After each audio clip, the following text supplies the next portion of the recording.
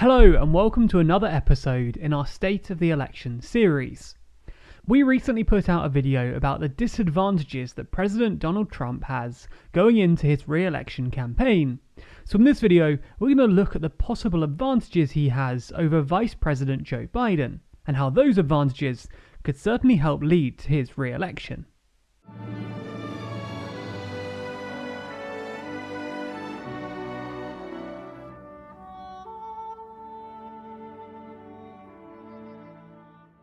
Be sure to subscribe to the channel for more updates in this series, and if you want to watch it from the beginning, including the episode I mentioned on why Trump might not be re-elected, then be sure to check out the full playlist. It's linked down below.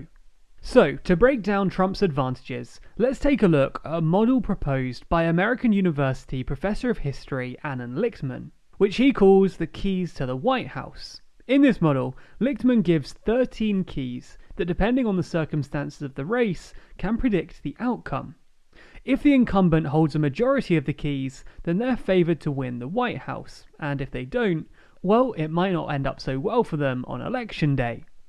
It's worth noting here that Lichtman's model has successfully predicted every presidential election since 1984, including both the ever-controversial 2000 election of George W. Bush and Donald Trump's upset win in 2016.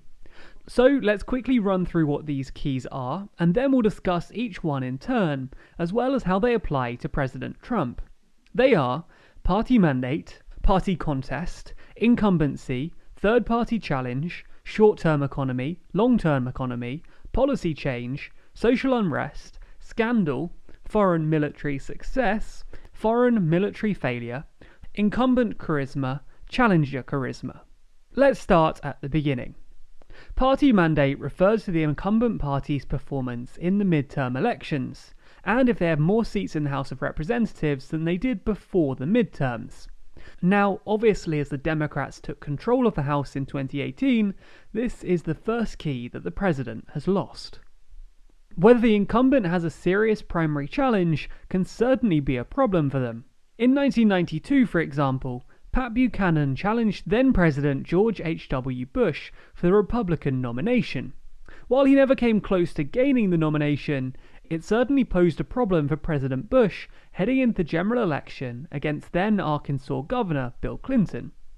In the case of 2020, President Trump did technically face primary opposition from former Massachusetts Governor Bill Weld and former US Representative from Illinois, Joe Walsh. However, these were never considered serious challenges, as neither campaign could gain enough traction. While in 1992, President Bush gained about 73% of the national primary vote, President Trump garnered about 94%. This certainly gives Trump a much more cohesive party unity than President Bush enjoyed in 1992, and as such, this is a key for the president. The third key is the incumbency. This refers to a sitting president running for re-election. Historically, sitting presidents always have an advantage, and since World War II, Americans generally give presidents a second term. There have only been 3 sitting presidents who have lost their bids for re-election since 1932. However, one was Gerald Ford, who was never elected as president or vice president to begin with, but rather was appointed vice president upon the resignation of Spiro Agnew in 1973, and then became the president upon the resignation of Richard Nixon the next year. So his election bid in 1976 is a really unique circumstance, and probably not a good example. But Jimmy Carter in 1980 and George H.W. Bush in 1992 both fit the bill.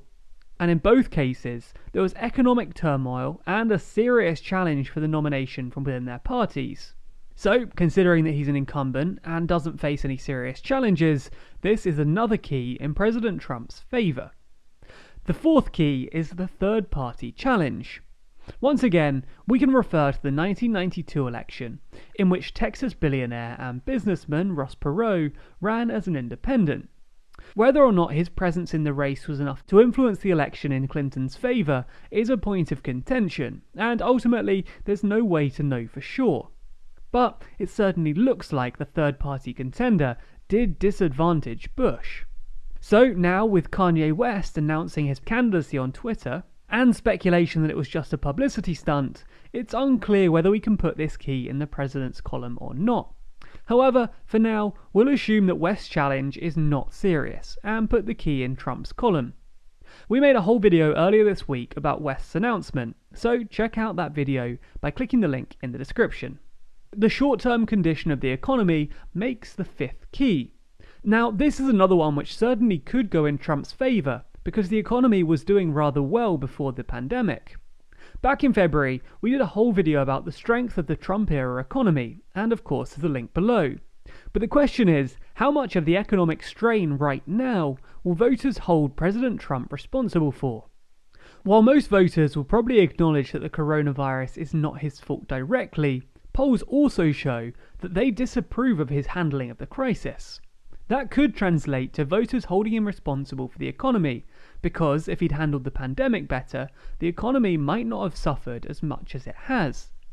However, the recent jobs reports in May and June, along with the fact that the economy was doing well before the pandemic, may suggest this key going in Trump's favour. And a Fox News poll published in May showed that while voters do trust Joe Biden more with the coronavirus, they trust Donald Trump more with the economy. So while this key is probably up in the air at the moment because of the economy's undeniable ties to the pandemic, for now we'll put it in Trump's column and see if we have to take it out later. The sixth key is the long-term economy. According to Lichtman, this key measures economic growth during the incumbent's term versus the economic growth in the previous two terms. If the economic growth during the term is greater than or equal to the growth in the previous two terms, then the incumbent has the advantage. Now, full disclosure, none of us here at TLDR are economists or statisticians, and we won't bore you with the intricacies of the numbers. However, in Trump's case, according to the Federal Bank of St. Louis' Federal Reserve Economic Data, or FRED, there's certainly a pronounced upward trend. But, as we pointed out with the short-term key, the economic situation is so unpredictable due to the coronavirus and the massive, not to mention deliberate shutting down of the economy, a circumstance which has never really happened before, we can't really predict the long-term future of the economy either. So we'll really have to put this one in a maybe column, because only time will tell. The seventh key is policy change, and refers to whether the incumbent has made major changes to policy. From withdrawing from the Paris Climate Accords and the Iran nuclear deal, to the partial repeal of the Affordable Care Act and the termination of the DACA program, I think we can safely say that President Trump totally changed the direction from that of the Obama administration. So this is a key that most definitely goes in Trump's favour. The social unrest key could certainly be a problem for Donald Trump, given the current climate and the prominence of the Black Lives Matter movement. However, Lichtman's criteria require sustained social unrest. George Floyd's death occurred on May 25th, and it's now early July, so it really depends on whether the current climate calms down in the next few months. So, as we said about the economy, only time will tell. The scandal key is another very difficult one to analyse in the era of Donald Trump. As we pointed out in the first episode of this series, it's unclear how his impeachment will affect his re-election chances. Just as Bill Clinton did in the late 1990s, President Trump ended his impeachment with higher polling numbers than he started with. But it's hard to tell what impact this will have, as no president has ever been impeached and then attempted to run for re-election. There are two other points to consider.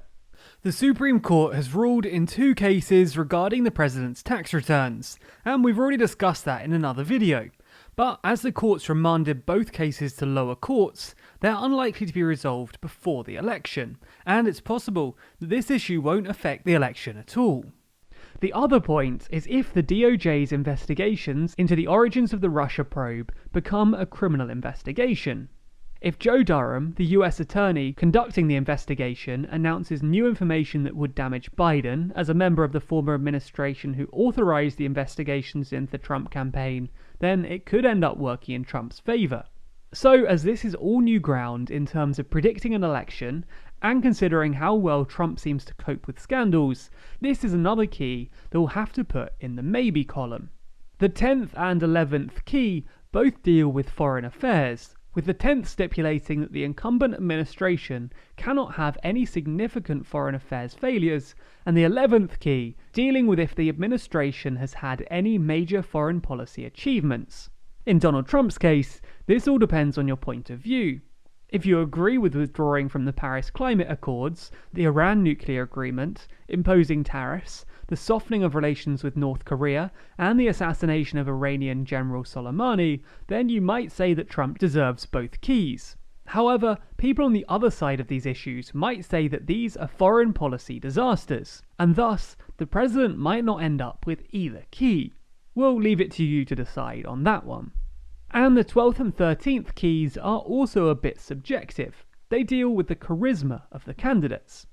In Donald Trump's case, while his charisma is undeniably unique, it's also undeniably present amongst his base. After all, he has a 91% approval rating among Republicans. However, as we've also seen in recent days, his overall approval rating is slipping, with the Real Clear Politics average at 42% at the time of writing. So it's clear that Trump may not have the right kind of charisma to get him re-elected, and it's certainly pretty polarizing. Joe Biden's charisma is also a subjective matter. In match-up polling, the RCP average has Joe Biden ahead of Trump by 9 points. However, some, including the president, have called Biden's mental and cognitive acuity into question. Now, to be fair to the vice president, he does misspeak now and then, and this isn't a new phenomenon for Biden. He's been regularly criticised for his gaffes over his long career, and let's be honest, who doesn't misspeak now and again? So all in all, with both of these keys, we'll leave you to decide. There are obviously far too many factors that are historical firsts to really predict the outcome of the election, and we outline some of the events that could certainly have a real impact on this model and the election. What's certainly clear is that neither President Trump nor former Vice President Biden have this election sewn up, and we have a long way to go until November 3rd. What do you think of Professor Lichtman's model? Does President Trump deserve more credit for the economy that he led before the coronavirus? Which candidate do you think is more charismatic? Let us know in the comments below. And as always, you can also get involved in the conversation over on Discord. Be sure to subscribe to the channel and hit the bell icon to be notified whenever we post new videos.